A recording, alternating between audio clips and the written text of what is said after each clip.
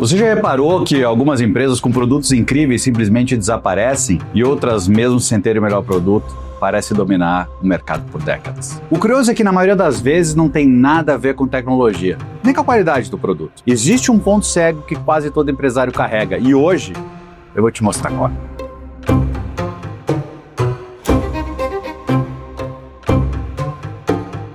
Nos anos 70, imagine você está no Japão, e a Nestlé vai lá e faz um monte de pesquisas, um monte, e o resultado foi claríssimo, os japoneses adoram café. Todos os testes que eles fizeram mostravam que café era fantástico. O que a Nestlé fez então?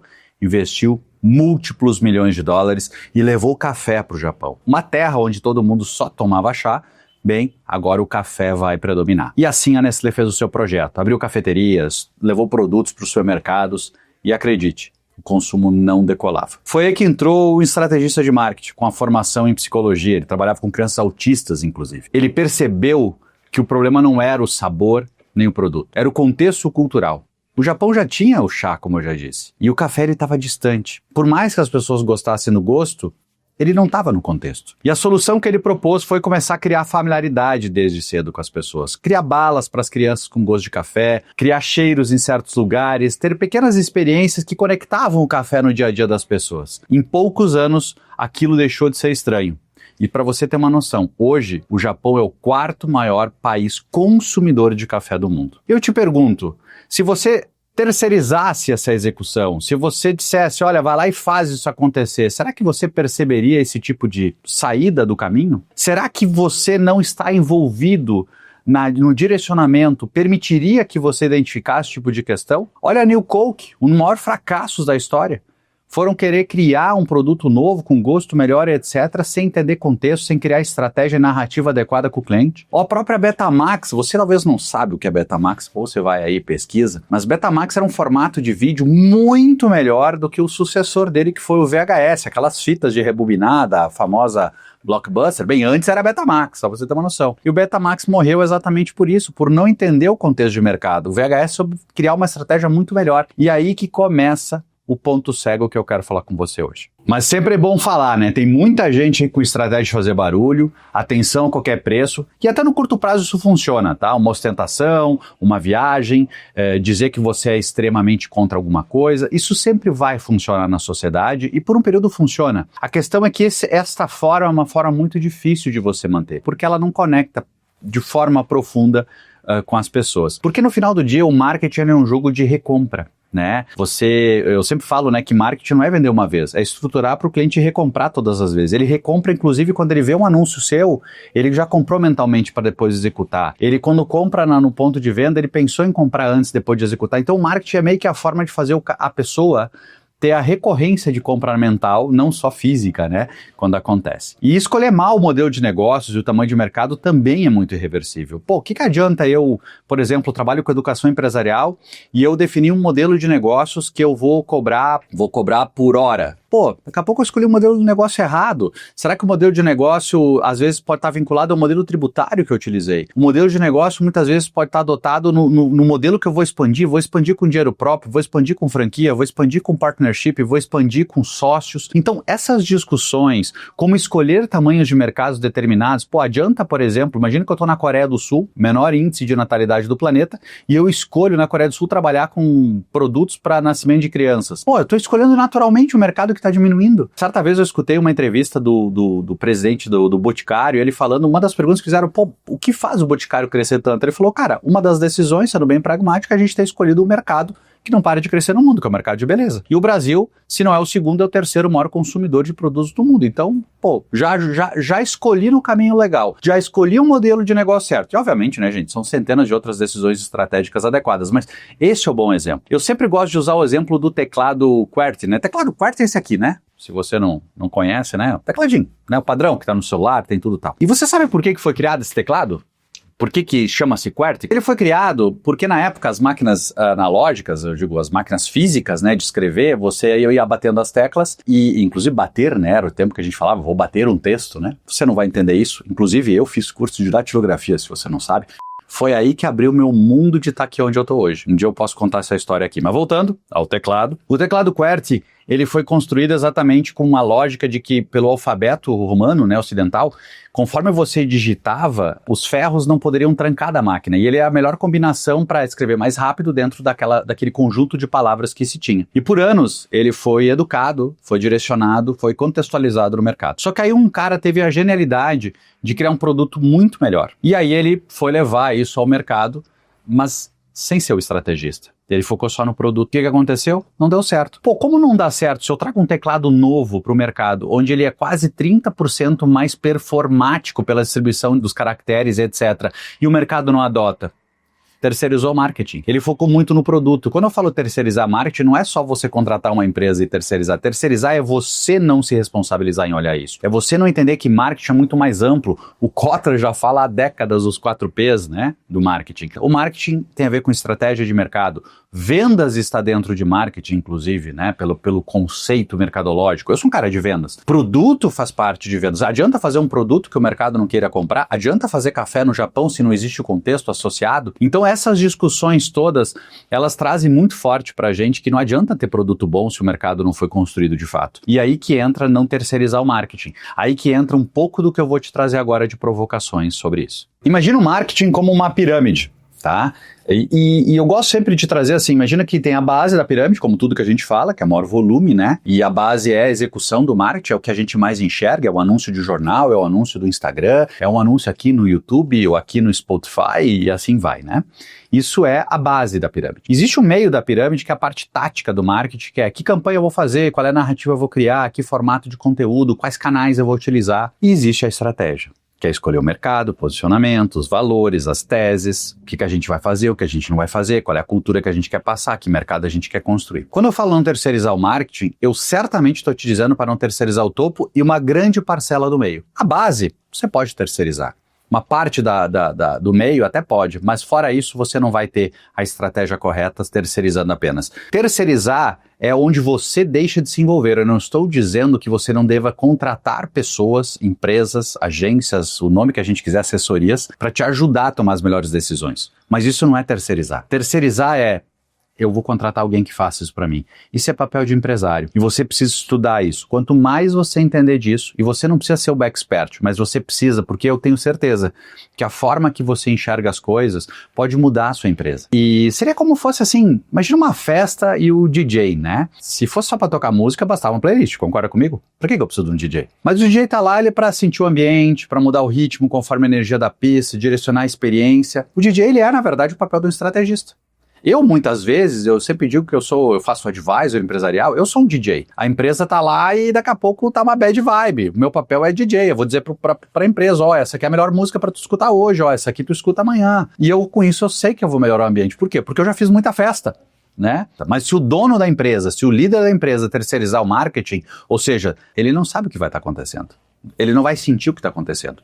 E sem ele, a festa pode até ter música, mas não vai ter vida. Um outro erro, e o Peter Drucker falava muito, e eu até te sugiro, assim, se você gosta de estudar negócio, eu vou gravar muitos vídeos sobre isso, mas Peter Drucker, para mim, é um dos maiores mentes de fundamento. Eu sou um cara muito fundamentalista nas estratégias de negócio. Por quê? Porque se eu voltar 150 anos, pelo menos 3 a 5 ciclos de pêndulo a gente já teve na sociedade, e todos foram sempre baseados nos mesmos fundamentos. Porque nós somos seres humanos, a gente é previsível. Tá? Por incrível que pareça, a gente é. E eu quero te trazer uma coisa que o Peter Drucker falava muito, que é a gente começa o preço pelo mercado e não pela planilha. E eu vou te explicar isso um pouco melhor. Normalmente, como é que as pessoas trabalham precificação de produtos? Existem 4 formas de precificar produto usualmente no mercado. Existe quando, por exemplo, eu vou pegar essa estátua aqui. Eu posso chegar nessa estátua e dizer, olha, eu vou mandar fazer na China, vou mandar fazer algum artesão, ela vai me custar R$1.000. Aí eu vou dizer que eu quero ter um markup de, vou botar, sei lá, 50% em cima, então eu vou vender ela por 1.500.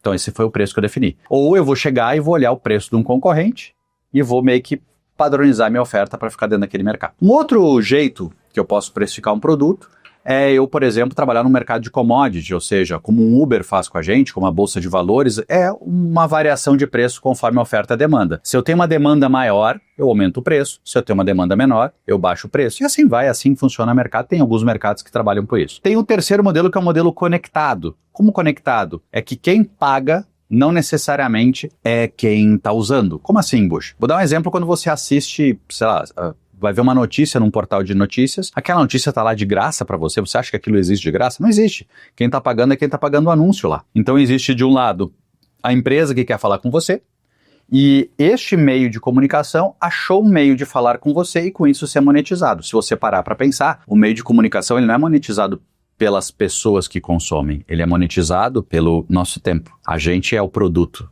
A notícia é só a isca para a gente gastar energia. Sempre foi assim, né? E tem o quarto modelo, que é o modelo de gerar valor. Ou seja, eu tenho um custo para fazer essa estátua, mas eu posso criar todo um valor para você. Então eu poderia dizer o seguinte, ó, essa estátua ela fala sobre o Atlas, e essa aqui é uma peça raríssima, feita por um artista romano. Infelizmente ele só fez 8 peças dessas, ele acabou falecendo ano passado. Então essa peça aqui eu tô vendendo ela a 30 mil reais, ela é baseada em bronze, tirado das estátuas que foram derretidas, não sei da onde, ou seja, olha só o que eu tô te criando. Talvez ela me custe os mesmos 1.000 que eu usei no início, mas eu tô te vendendo para 20, por 30, por 40 mil, e talvez essa história, vou te dizer, eu mesmo, escutando essa história, comecei a olhar ela aqui para ver qual é. Então um pouco dessa provocação, isso é o gerar valor. Ou seja, o preço que eu vou ter que fazer é um preço que é menor do que o valor que você percebe. Venda é uma troca, né? Você vai me entregar dinheiros e eu vou te entregar um serviço ou um produto. E vice-versa. E isso tem que ser uma troca que seja boa para os dois. Então, o cliente tem que ver um valor e pensar que o dinheiro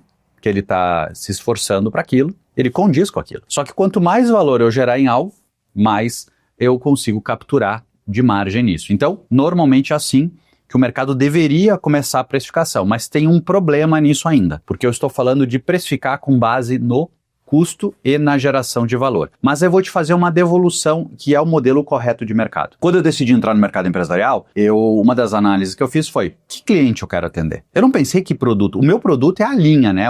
A dor que eu resolvo, o mercado chama isso de jobs to be done, né? Qual é a atividade fim que eu preciso resolver? Pô, eu preciso fazer as empresas venderem mais, eu preciso fazer você aumentar sua margem, eu preciso fazer você ter melhor cultura, com isso ter menos turnover e conseguir ter mais previsibilidade de vendas. Ou seja, esses são os jobs to be done que eu existo. Agora, para quem eu quero fazer isso? Eu poderia querer fazer isso para pipoqueiro, eu poderia querer fazer isso para o Elon Musk. São dois mercados completamente diferentes que têm a mesma dor para fazer. Se eu fosse vender bolsas, eu posso querer vender bolsas para pessoas que no dia a dia vão usar ela, vão bater ela, como a gente falava lá no sul, né? Vou usar ela para bater. Ou eu quero uma bolsa de festa. Então eu vou escolher primeiro que mercado eu quero atender. Então eu quero entrar no mercado de bolsas de 30 mil reais, eu quero entrar no mercado de bolsas de 5 mil reais, eu quero entregar no mercado de bolsas de 500 reais, de 100 reais. Eu escolho isso. E uma vez que eu escolho isso, aí eu vou construir o produto dentro da melhor estrutura de custo para que eu possa atender aquele mercado. Porque se eu ofereço demais, eu gero o problema. E se eu ofereço de menos, eu não tenho sucesso. Então, de nada adianta eu querer criar toda essa narrativa se eu não escolhi o mercado. E aí, uma vez que eu escolhi e eu defini que nicho de mercado eu quero trabalhar, então é ali que eu vou construir toda a narrativa. Então, o produto, a estrutura, ela vai depois, né? E esse é um erro comum. É um erro comum da gente ficar só naquele exemplo. Por mais que o quarto exemplo que eu dei, ele parece maravilhoso, gerar valor tal, ele precisa ser intencional. Antes eu preciso ter escolhido o mercado que eu queria atuar. Porque senão eu posso estar criando um valor fantástico para vocês e você me dizer, buxa, olha só, cara, eu não vou gastar nunca 30 mil reais numa estátua, mas eu acho do caramba, posso tirar uma foto? Entende? E é muito que a gente erra nisso. Se a gente olhar a Tesla tem um grande valor de mercado até hoje, obviamente, pela narrativa construída, mas porque ela escolheu se posicionar como um carro daquele perfil. E dali ele estruturou toda a sua política, a sua matriz produtiva, de custo, de brand e assim por diante. Uma outra coisa importante é que lucro não é só margem. Lucro ele tem a ver com volume e margem. Por exemplo, eu quando decidi, eu gosto de usar sempre meus exemplos para ficar transparente para você. Eu entrei no mercado de educação empresarial, né? Com vários players bons atuando, mas que eles tinham uma margem absurdamente alta. E eu entrei com uma margem muito menor. Por que eu cobro muito mais barato? Eu cobro mais barato exatamente porque onde tem margem tem oportunidade, como já dizia o Jeff Bezos, né?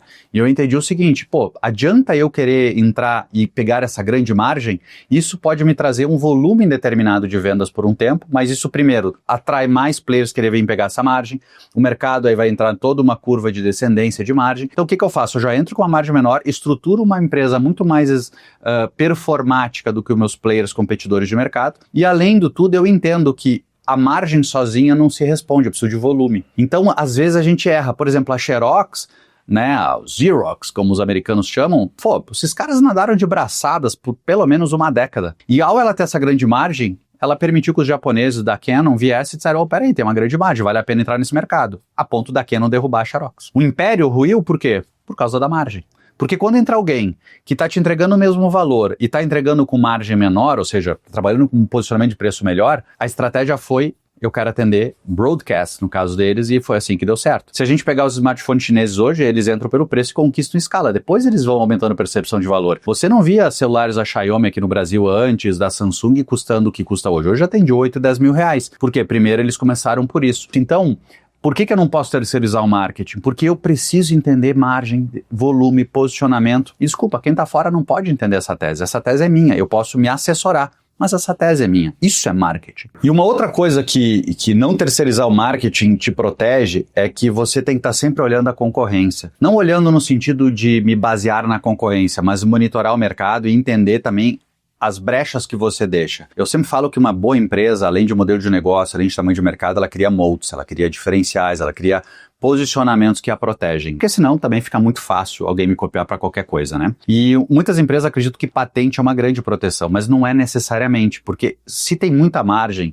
o mercado vai dar um jeito de contornar isso. O melhor exemplo é o Ozempic, né? O Ozempic abriu o mercado, né? Criou, fez todo um estudo, um P&D para conseguir ter uma medicação que gerasse um impacto absurdo na sociedade, a ponto de mudar indústrias de alimentos, indústrias hoteleiras, aviões, está tudo se adaptando ao modelo onde com o remédio as pessoas vão começar, como média da sociedade, a ter um peso melhor, a ser mais saudáveis, vão viver muito mais também por isso e tal. Só que aí vem o Mounjaro. E como é que o Mounjaro encontrou essa brecha? Porque ele entendeu, ali tem margem, vamos trabalhar, pô, esse cara criou um mercado maior. E aí o Mounjaro já veio com quanto preço. Agora, será que o próximo que vai chegar como? A Gillette com a Dollar Shave Club. A Gillette tem mercado na mão. Aí vem a Dollar Shave Club, que era um clube de assinatura, né, de aparelhos de barbear. Os caras vêm com uma campanha viral, era $1, recebia em casa, etc, tal. Fez a Gillette, só que a Gillette foi estratégica, né? Ela viu que esses caras estavam começando a incomodar, ela foi lá, pagou $1 bilhão, comprou os caras, tirou eles do mercado e se protegeu. Ou seja, eu preciso estar prestando atenção, eu não posso terceirizar isso. Eu vejo muito presidente de empresa, ou muito dono de empresa pequena, que ele acha que vai trazer um profissional que vai ser bala de prata. Eu canso de escutar empresários, principalmente pequeno, que contrata um cara de uma empresa grande para vir para sua empresa e ele não consegue tomar as decisões porque ele já estava no mercado terceirizado. Porque quanto maior a empresa é, mais terceirizado é. Pô, eu fui vice-presidente de vendas de empresas absurdamente grandes. Mas eu vou dizer para você, a maior experiência que eu tive, claro, eu tenho uma mega experiência de negócios grandes, negócios complexos, de expansão, mas a minha maior experiência foi no campo, foi conhecendo empresários, foi trabalhando com cada empresário. Trabalhei como um intraempreendedor, eu diria, no início da minha carreira por 12 anos, pensando como empresário, tomando decisão, fazendo M&A, posicionando no mercado, crescendo. Então eu aprendi muito nisso. O marketing, ele precisa criar barreiras que sustenta a inovação no tempo. A gente precisa prestar atenção nisso. Então, eu não posso simplesmente trazer alguém com muita experiência, mas de uma empresa grande, para trabalhar numa pequena, porque na pequena, necessariamente, ele está acostumado a não olhar certas decisões, porque elas já foram tomadas. Então, o pequeno tem muito mais desafio. Coloca isso na cabeça. Você tem menos espaço para terceirizar o marketing do que um grande, principalmente. E eu podia ficar aqui horas falando com você sobre isso. Eu vou dizer para você que eu vou gravar mais vídeos sobre isso. A teoria aqui ela é muito vasta sobre isso. E o que eu posso te dizer é que você até pode terceirizar anúncio, pode terceirizar a execução, mas se terceirizar o marketing, a estratégia, o posicionamento, você está entregando o coração da sua empresa. Marketing é escolher o mercado, é definir valor e é desenhar futuro. E isso nunca pode sair das tuas mãos. Não esqueça disso. Te vejo no próximo ponto cego.